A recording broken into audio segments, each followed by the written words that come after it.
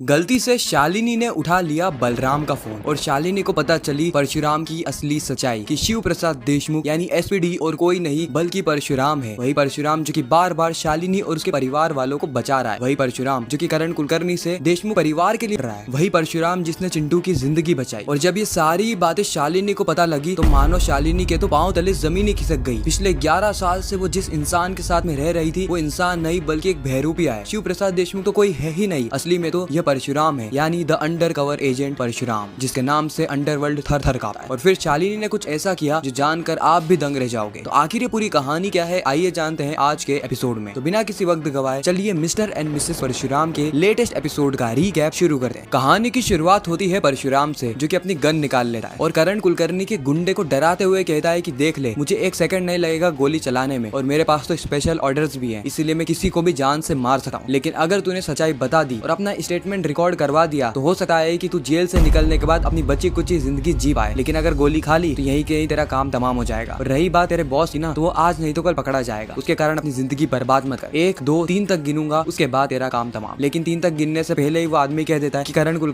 कुलकर्णी ने मुझे परिवार के घर पे भेजा था, उस परिवार वालों को जान से मारने के लिए। इस वक्त परशुराम कहता है कि बहुत बढ़िया, अभी के अभी अपना स्टेटमेंट रिकॉर्ड करवा। बलराम इसका स्टेटमेंट रिकॉर्ड कर। इस और हम देखते हैं करण कुलकर्णी को, जिससे मिलने के लिए स्वयं भार्गवी आई होती है। बहुत समय के बाद, या फिर हम कहें कि पहली बार भार्गवी और करण कुलकर्णी का आमना सामना होता है। इस वक्त तक आराध्या भार्गवी को घर के अंदर लेकर आती है और कहती है कि पापा देखो आपसे कौन मिलने आया है। भार्गवी का चेहरा देखकर ही करण कुलकर्णी मुंह फेर लेता है और कहता है कि अगर ये केस के सिलसिले में यहाँ पर किसी से कोई भी बात करने के लिए आई है ना, तो इसे अभी के अभी घर से जाने को कह दो आराध्या, क्योंकि मुझे केस के सिलसिले में किसी से कोई बात करनी ही नहीं है। जब तक मेरा कबीर जेल से बाहर नहीं आ जाता तब तक करण कुलकर्णी किसी से बातचीत नहीं करेगा। उसी वक्त भार्गवी कहती है कि आपने पहले ही कबीर की जिंदगी बर्बाद कर दी है, उसे अपने ऐसा क्रिमिनल बना के, लेकिन अब कम से कम उन 2 बच्चों की जिंदगी तो बर्बाद मत करो। करण कुलकर्णी कहता है कि किन बच्चों की बात कर रही हो तुम? उसी वक्त भार्गवी कहती है हर्षित और रिद्धि, यानी चिंटू और पीहू की जिंदगी बर्बाद मत करो, उन दोनों को स्कूल में पढ़ने दो, वो स्कूल में पढ़ना चाहते हैं और उन दोनों बेचारों का इस पूरे ही केस से क्या लेना देना। करण कुलकर्णी कहता है कि लेना देना है, उन दोनों का इस केस से लेना देना है, खासकर उस हर्षित यानी चिंटू का, क्योंकि वह चिंटू परशुराम को बहुत अच्छे से जानता है। उसने परशुराम का चेहरा भी देखा है और कितनी बार वो परशुराम से मिला भी है। परशुराम केवल और केवल उस चिंटू को ही बचाने के लिए आता है, लेकिन फिर भी वह चिंटू हमें परशुराम की सच्चाई नहीं बता रहा। एक बार परशुराम की सच्चाई मुझे पता लग गई ना, उसके बाद मैं अपने बेटे कबीर कुलकर्णी को जेल से बाहर निकाल कर रहूंगा। एक बार परशुराम की मौत हो गई, उसके बाद तो शालिनी के परिवार को कोई बचा ही नहीं सका। भार्गवी कहती कि करण कुलकर्णी तुम्हारे अंदर अभी भी वही गुंडा करती है। यह बात याद रखना कि लंका तो रावण की भी जली थी, तुम क्या चीज हो करण कुलकर्णी। करण कुलकर्णी को इस वक्त बहुत ज्यादा गुस्सा आता है, इतना तो गुस्सा आता है कि वो भार्गवी पे हाथ तक उठाने वाला होता है, लेकिन आराध्या हाथ को पकड़ लेती है। यह देखकर करण कुलकर्णी कहता है कि आराध्या यह क्या बदतमीजी है। आराध्या कहती है कि प्लीज प्लीज आप दोनों झगड़िए मत, ये समय एक दूसरे से झगड़ने का नहीं है बल्कि एक दूसरे के साथ खड़े रहने का है। करण कुलकर्णी कहता है कि मुझे इस औरत की बिल्कुल भी जरूरत नहीं, इसे अभी के अभी यहाँ से निकाल दो, क्योंकि ये यहाँ पर शिव प्रसाद देशमुख की वकील बनकर आई है, शालिनी की वकील बनकर आई है, चिंटू और पीहू की वकील बनकर आई है। जिस दिन ये इस घर में कबीर की माँ बनकर आएगी ना, उस दिन इसका मैं वेलकम करूंगा। अरे इसकी आरती उतारूंगा, इसके स्वागत में फूल बरसाऊंगा। लेकिन